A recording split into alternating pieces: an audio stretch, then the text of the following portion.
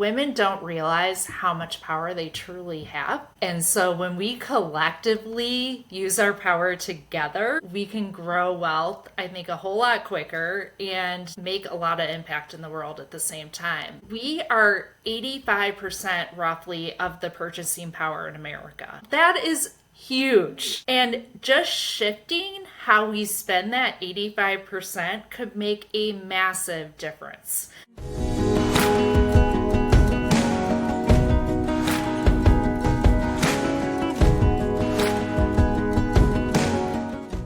Hello and welcome to Pleasure and Profits. I'm your host, Rachel Anzalone. Today's episode is all about women, wealth, and world change. And my guest is a brilliant woman with over 25 years of financial experience and an approach to financial planning that aligns so beautifully with the Satisfaction Strategy. Tracy Barron Garcia is a certified financial planner and founder of TBG Investing, where she specializes in financial planning and investing specifically for women. Her impressive career began at Northern Trust Bank in Chicago, where she advised ultra-wealthy trust clients, including Fortune 100 executives. She later moved to the investment side, becoming a senior vice president responsible for $11 billion in 401k investments, while earning her MBA from Northwestern University's Kellogg School of Management. After 14 years in high-intensity corporate finance, Tracy took a 6-month sabbatical to travel the world. This global perspective deepened her commitment to expanding economic opportunity for all. Tracy is on a mission to create a brighter financial future for women. Today, through TBG Investing, Tracy has created a judgment-free, accessible environment where she helps women build financial security, create prosperity, and use money to live the lives they truly love. I hope you enjoy our conversation. Welcome to the show, Tracy. I'm so happy to have you here with us today. It's so great to be here, Rachel. Thank you so much for having me. And I want to kick us off with a couple of statistics. As I was preparing for our conversation, came across some of these. So number one, that women own only 32 cents for every dollar. And actually, I will specify white women own only 32 cents for every dollar owned by a white man, and that the gap is even wider for women of color. That women are two and a half times more likely to say that they have very little or no investment knowledge compared to men. That's shocking.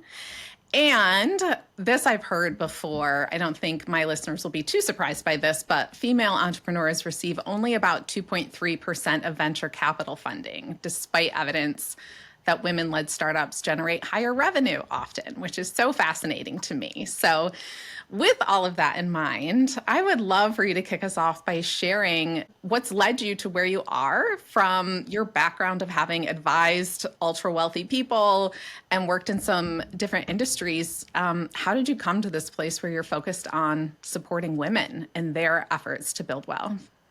Well, I'll say, just based on the statistics you gave, we could probably sit here and talk for about 5 hours about all of that. There's so much going on with money and how it's impacting women's current situation and their futures in retirement. And excited to dive into all of that with you. So I started my career in Chicago at Northern Trust Bank, and it's a company that specializes in very wealthy trust type clients. And I started off working in that group, and it was a lot of Fortune 500 CEOs and multi-generational family wealth. So it was such a great learning opportunity in learning about wealth and how it impacts families and generations and how complex it can be and how much responsibility can go with money. So I was very fortunate. They are extremely good at what they do, and I learned from the best of the best in that group. And so I'd been a finance major in undergrad and wanted to get more into true finance, and so I switched to the investment team. And I worked with corporate 401k plans. So many were Fortune 50, Fortune 100 type companies, very large dollars. And we were constantly talking to these companies about how to get their employees to invest in their 401k more, and the behavior around money and people not realizing that what a match was and how they were leaving free money on the table. And there was a huge shift where we used to have pension plans. So people would be set up by their company and they didn't have to think about it. And then companies started shifting into the 401k world, and people were not prepared. So they were, retiring without enough money and not knowing how prepared they were or not. So, anyway, we've had a lot of shifts, and it was really powerful to be part of that and learn so much. And after being there for 15 years, I did a major pivot, and I love wine, and I ended up going to Napa Valley and working at a winery and doing corporate finance. And so it was a great learning experience. I could talk about wine and Napa forever, but just doing the corporate finance, I hadn't done that before. Doing financial planning in a business, I learned a ton. But while I was there, what happened is all these employees came to me and would say, "We have a 401k. I don't know what it means. I don't know what to invest in. I don't have enough money to do that." And so these conversations were happening all the time. And long story short, it just led me, I started thinking about my future and my legacy and how can I help people more? How can I make more impact? And especially women. There were a ton of women in the hospitality industry. And I just knew I could do more to help people. And so I ended up starting a financial education business, which then led to financial planning and investing to where we are today. So that's the long story, not so short for you. But, it has been such a joy helping women. But what happened, I really started off with the education side, and all these women came to me and just said, "I need your help. I need your help. I've been thinking about this for years. I didn't know where to go. I didn't know who to trust. I have investments. I don't know what they mean. Can you help me?" And so it has been so powerful in just having these conversations. And so a lot of times, money can be so taboo for people, especially women. And we were taught it wasn't polite to talk about it. And so I always say, just step number one, having the conversation with each other is so important, and that alone can lead to so much change. Yeah, you talk about having a judgment-free zone, a place where people can feel comfortable to sort of ask any questions and not feel embarrassed, or feel like they're supposed to know more than they actually do. And that's definitely something that I see kind of across the board in anything that we talk about related to money, whether that's, investment specific or personal finances or, business money management, all that kind of stuff, is that most of us didn't learn this stuff early on. And then we sort of reach this point in life where it's like, oh, well, you should know this, but how should you have known this? How are you, how are you supposed to have learned it unless you were raised by a family who already was doing it and your parents were wealthy? It is, I can't tell you how many times I have talked to a prospect or a client and the conversation starts out, "I'm so embarrassed. I feel so stupid. I should know more." And these are all very successful women, and they're very intelligent. And I always look at them and I say, "Hey, you're doing this technical job. I don't know how to do your job. I don't know anything about it. Why would you expect me to know everything about your job?" And have that expertise. But it also goes back to learning in school. And so a lot of states are starting to implement that, which is great. We learn about all of these random things growing up in school, and we're not learning about money, which is impacts every part of our life. Yeah. It's funny. I'm thinking back to, so I grew up in kind of your typical lower middle class, blue collar family. Like we always had enough, but we didn't have extra. Certainly we weren't like, investing or doing anything beyond like the basics of sort of getting by. And I know my parents were putting money aside in a 401k or what, as much as they could, right? But that was it. And so in my early career, when I was actually working in the hospitality industry, which is interesting, one of our connections is, at one point I found myself managing restaurants, multiple restaurants, and being responsible for the profit and loss, and having, over the years, really learning and getting a really good handle on how to manage, how to read and understand and have some control over the P&L of a big company like that. And then when I started my own business and went to an accountant for the first time, he made me feel like an idiot. I remember going in there and feeling like, oh, this guy thinks I'm so stupid. And then just feeling so self-conscious for so many years until at one point I finally met an accountant who was like, oh, I know this is difficult and I know this is different than what you do. So here's where we want to get you. And now we're going to have a plan to get you there. I was like, oh my God, this is an entirely different experience.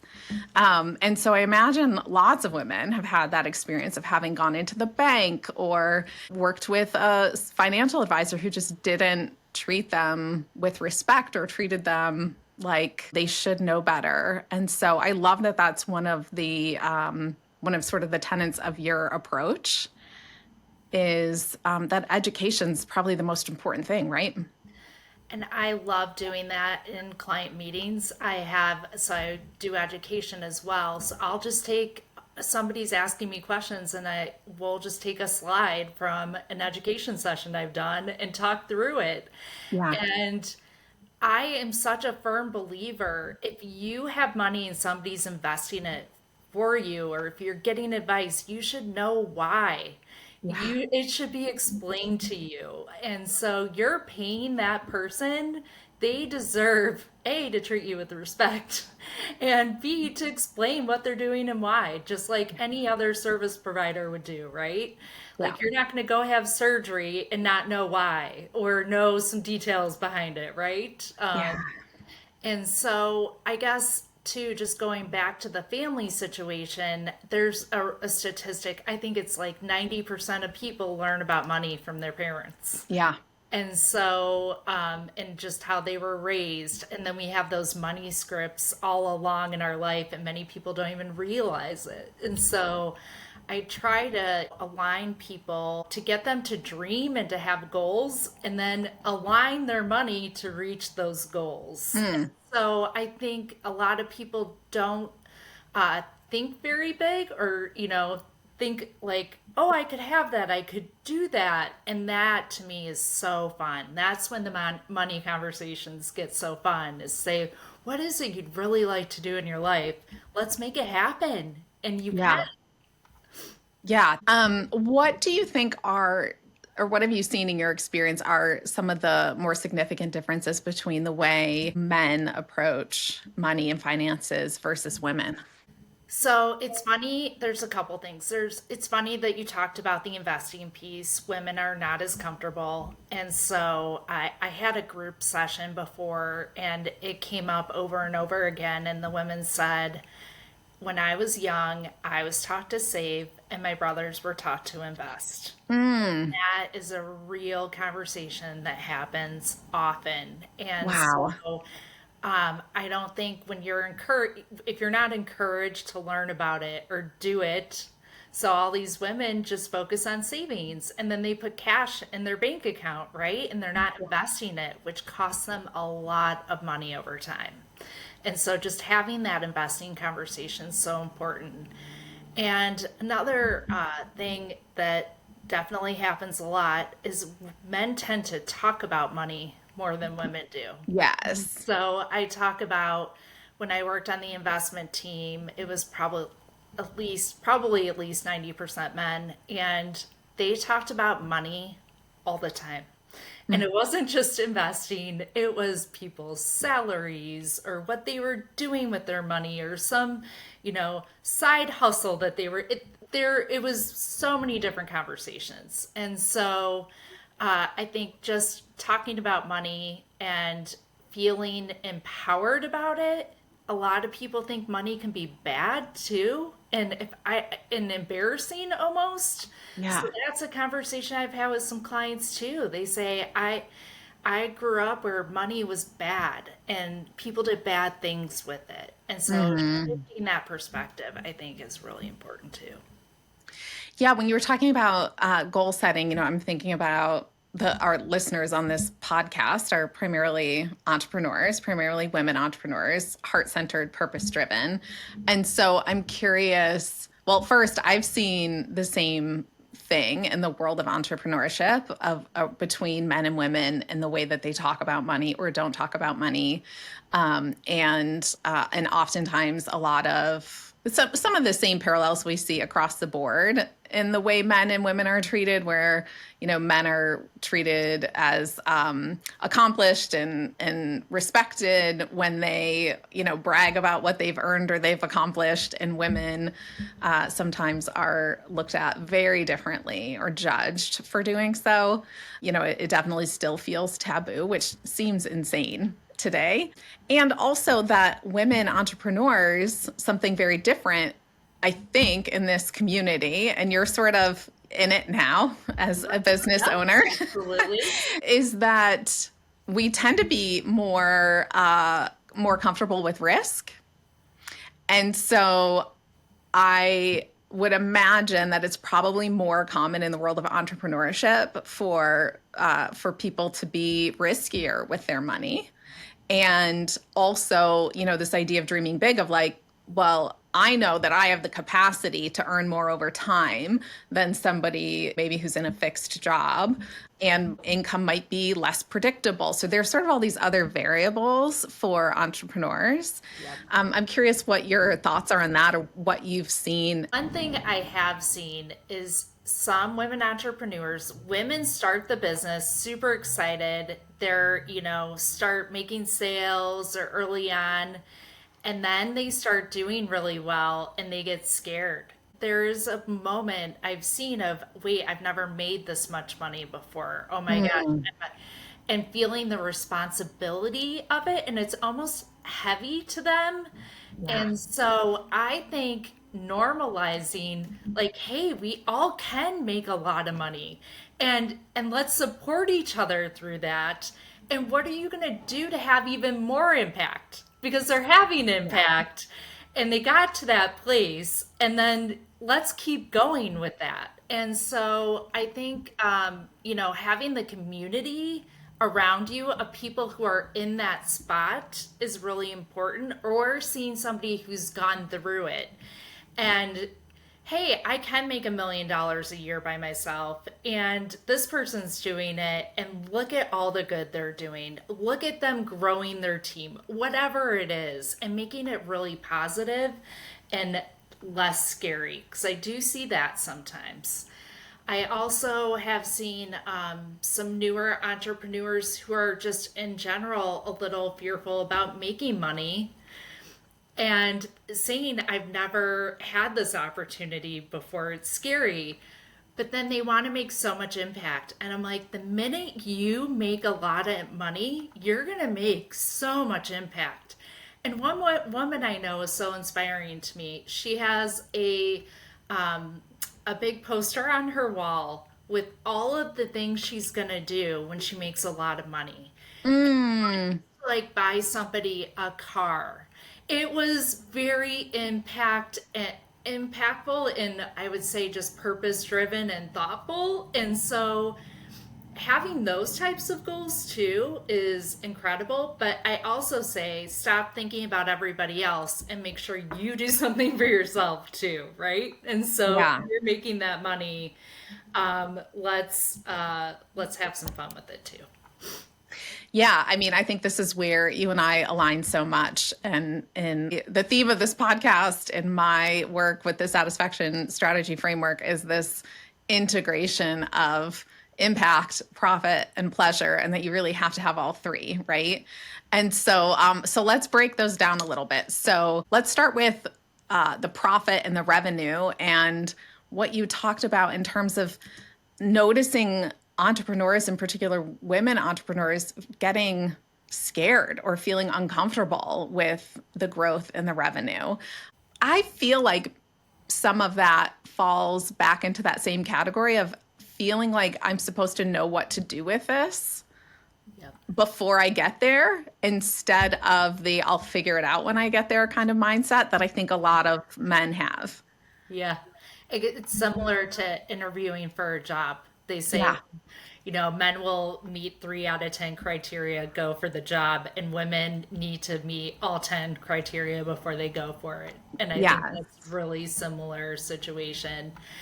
I think this is where it comes into play to have somebody in your corner that is, whether it's a business coach or a financial professional, who Yeah. is going to support you through that. I really think that that's critical. And I think, I don't know if you experienced this or you saw people you work with have, but when you start a business, I think a lot of people think that their friends and family are going to be their biggest supporters. And It's the opposite. oftentimes, yes. Yeah. And Yeah. so those people, I mean, I can't tell you how many times I've had people in my life say, how are you ever going to make any money? Financial planning and investing people can make a lot of money, right? It's their own feelings come up or their own situations. And so I think that that is having the right people around you who are going to cheer you on and celebrate you Yeah. is really really critical. And a lot of times it's going to be coaches or fellow entrepreneurs who are in the your community too. Yeah, I agree. Having mentors and peers to support you in that. I think back, I remember a very specific moment, maybe around age 20, where I was working for a restaurant company and it was very bootstrappy. And so they wanted some deck furniture built. And one of the guys who just like worked there was like, oh, I could build those for you. And so he built them. And in the process of watching him build them, I realized he had absolutely no idea what he was doing. And he was just figuring it out. And in the meantime, I had taken multiple semesters of furniture design and building. And I would never have volunteered to make this chair, right? And so there was like a light bulb that went off in that moment where I was like, oh, I like these guys just say they can do it. And so I started just throwing myself into things. And I feel like that has been a quality that has propelled me through so much of my life. And just I'll figure it out. Like I'm capable of figuring it out. And if I can't, I'll find someone who can help me. I'll find the answer. Now we have ChatGPT. Can give us all the answers to everything, right? That is so interesting. And I think that rubbed off on me when I worked with all the men on the investment team. I saw Yeah. them doing things that then propelled me to push myself more as well. Because Yeah.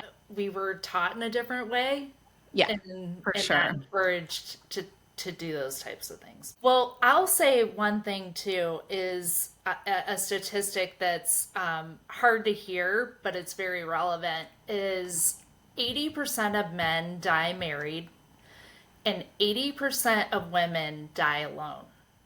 Oh, And that wow. is a real statistic, and it impacts Your our lives. finances, And right? so, yep, it impacts our finances a ton. And also, women are living longer. And so there's all these nuances that go into our financial situation. And one thing I've heard too is, people are married, so the man usually goes first, just women live longer. And oftentimes, if he has a major medical situation, they use all the money on him, and then the woman survives and they don't have as much money for her caregiving later in Mm, life. There are so many variables that are different for women typically. And so you were talking about what was the statistic, 32 cents for every dollar? Of like owning the wealth in the world. Yes. Yeah, yeah. And so women aren't paid as much. So there was a statistic that over time, it could be $400,000 that we lose in our lifetime by being paid 82 to 84 cents on the dollar versus a man. Yeah. We are caregiving, so we take breaks for children. We take breaks for to take care of elderly parents. So that adds up over time. And then women live longer. So we need more money also as life goes on, right? And so all these variables impact our finances so much. And I can't emphasize it enough, but one reason we need to invest more and get comfortable with investing, because cash is not going to prepare you for retirement and when you're 80 years old and 90 years old. And being in the market and letting that cash compound over time is so powerful. We were talking about women entrepreneurs and this idea of being successful and feeling like somehow we need to be prepared for that before we get there. But that's part of the beauty of entrepreneurship, is that you do have the capacity to really to earn in a very different way. And so I think entrepreneurship is such a great path for women, and we need to set big goals for ourselves, and we need to feel excited and driven to meet those goals. I think with entrepreneurship, you're right, there is so much more opportunity. And so what I'm seeing is a lot of rock star, high achieving women in the corporate world doing well and it not feeling supported as they should in many, many different ways, start their own business. And it is different, as we both know, Yeah. but there is so much opportunity. And so, a great example is a woman I worked with. She was working for a company and it was not going well for many different reasons. And she said, I've got a stable income. She's very bright, great at what she does, and I'm scared to leave. And so we were having this conversation over time, and finally she emailed me. She goes, "That was it. I quit. There was a line drawn that I just wasn't willing to deal with it." And so she quit, and we talked about her starting her own business. She did right away, and she had the network, she had the intelligence and the experience. And we just met, and she is very new in her business and could make a $500,000 this year, which is significantly more than she was making. And Yeah. and she's doing business on her terms, and she's doing it in a very thoughtful and positive way. She's hiring women and teaching them. So that domino effect is real. And I don't know if she would have done it if she was on her own. I think having someone kind of say, "You can do this," Yeah. and having that support really helped. And so that support can come in many different ways, right? But there's so much opportunity out there, and it's really just taking that first step and letting yourself go and explore. And we had the conversation. I said, you can always go back. You can always find a job in Yeah. the company, right? And so to see her growth has just been incredible. Yeah, I think there's a couple things that I see. One is sometimes women make that move and then immediately go into a paralysis because they're being inundated with all this information about how to market yourself and how to sell and all these things. When most of us should, if we're coming from that kind of a role into starting our own business, should start with just the very simplest of like, who can I ask for a referral? Let me just go and get making the money first. I think that's where that sort of perfectionism or the self expectation that we should have it all together and it should look a certain way when we do it can really be a detriment. And at the same time, I think it's true that men sometimes show up with half-baked ideas and get funding where women can show up in the same place and have a very detailed plan and process and really have the capacity to be very successful and not get that same funding or that same opportunity, which is really unfortunate. Which is also why, women becoming wealthy, building wealth, and then investing in and supporting other women to do the same, I think is really important.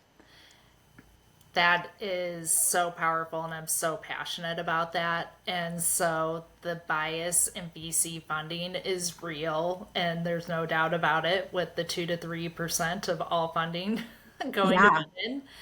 And I have seen a lot of strides in women starting their own funds to support women business owners. And so that is going to be really powerful. It's going to take some time. But I think women don't realize how much power they truly have. And so when we collectively use our power together, we can grow wealth, I think, a whole lot quicker and make a lot of impact in the world at the same time. There's a woman, Catherine Gray, did a movie called Show Her the Money about VC funding, and it's great if you haven't seen it. But she is supporting all these women entrepreneurs and getting them funding. And there's a lot more people doing it as well. So I think change is happening. We just need it to happen quicker. Yeah. But one way that we can do it, and I talk about a lot, all these women are opening businesses. I think it's to the tune of like 1,400 a day in America, something like that. Wow. It's significant. And we are 85% roughly of the purchasing power in America. That is huge. And just shifting how we spend that 85% could make a massive difference. So just, the local boutique in town that's women owned, the clothing store or the bookstore, or women are writing books all the time.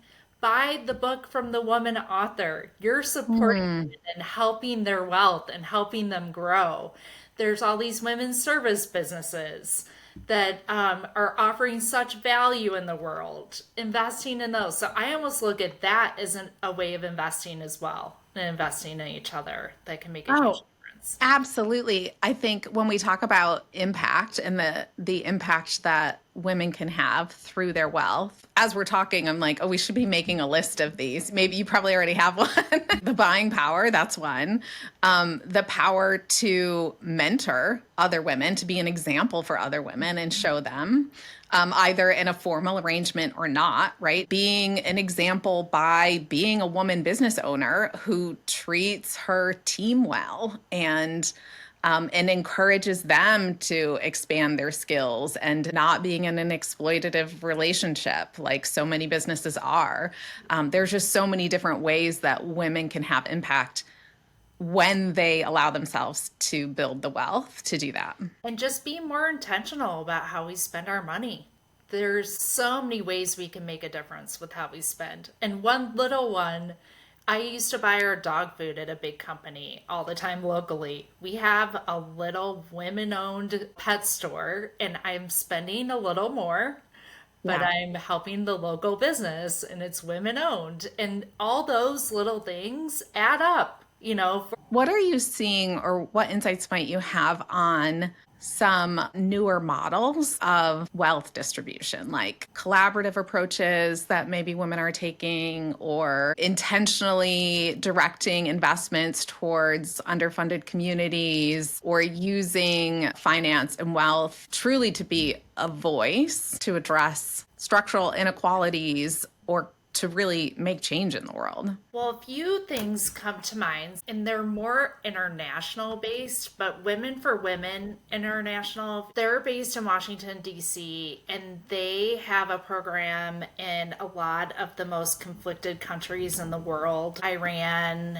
Nigeria, all of these places where women are having extremely challenging conditions and times. And they go in, and so they're US based, but they go to these sites and then they teach women an occupation. So they'll teach them a skill that they can then make money from. Because it's usually women on their own with a family to support. And it's a really powerful program. And you can sponsor a sister. So I've had a Mm. sister for at least 10 to 15 years, and it's $30 a month. So it's affordable, but you are making a huge difference. There's programs like that Yeah. where we're helping people. Another one that comes to mind is Piece by Piece International. So that is where you can do company gifting, and the people making the gifts, you're helping them. They've had some sort of challenge. And a lot of them are in South America, a lot are in the US. And so you are giving them employment and you get a gift in return. So I call it gift Yeah. giving. So those are a couple of things that come to mind. On a totally different topic, one other cool investment tool I'm seeing is a private equity fund called Portfolia, and it is investing in majority of women-owned businesses. And they have a femtech fund that is helping women doing really cool things with women's health.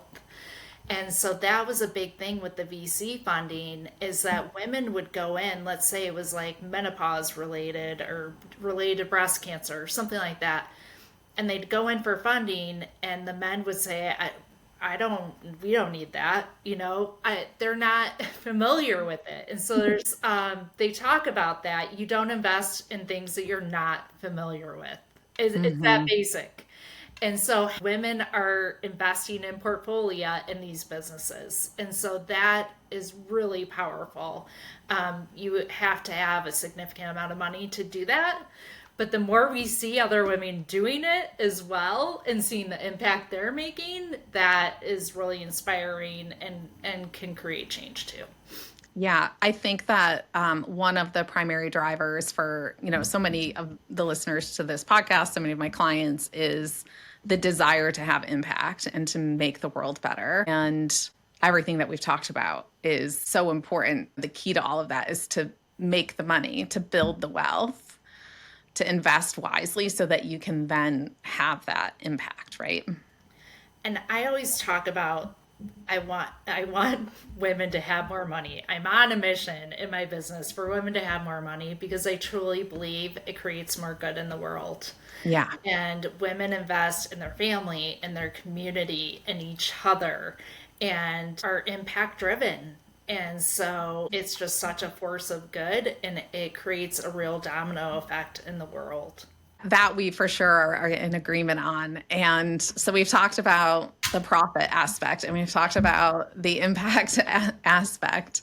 Let's talk for a minute about the pleasure aspect, the integration of wealth and wellness. And how do you invest in your own wellness and your own experience so that you're enjoying what you're doing so that it can be sustainable for yourself? So I love talking about this. So I talk about that with money a lot too. What are the goals, right? And what are your dreams? And so for me, I always say, what makes you most happy? What lights you up? And intentionally spend your money on doing that. And so for me, it's travel. I absolutely love to travel. And after I left my job in Chicago, I actually traveled for 6 months all over Asia. And I went to South Africa and New Zealand and Australia. And it was an incredible experience. And I had the thought of, when you're in a somewhat intense job and you don't have a lot of time, it's hard to go to China or it's hard to go to Asia, wherever it is, South Africa. And so I intentionally did that in a 6 month period. And then, you know what? Maybe there's not as much pressure to go to those places later on. Or maybe there's health issues. Like you never know in those hard to reach places. So travel is a big one for me, and just experiences in general. So I love food and wine, and so I look at food as I nerd out on food, but as kind of an artistic experience. I love the creativity when you see a chef and a restaurant that's just in their zone. And so those are some of the things that bring me joy. And those won't be for everybody, but I'm all about what brings you joy, and let's use your money to create whatever experience you're looking for. Yeah, which is such a contrast from sort of the, handful of years ago, this typical message of like, stop buying lattes if you want to, build wealth. Like, but you have to have some element of investing in just like your day-to-day pleasure and your life enjoyment. Otherwise, we're all just working for the machine, hoping that someday, Right. someday it'll pay off. And we never know what someday's going to look like.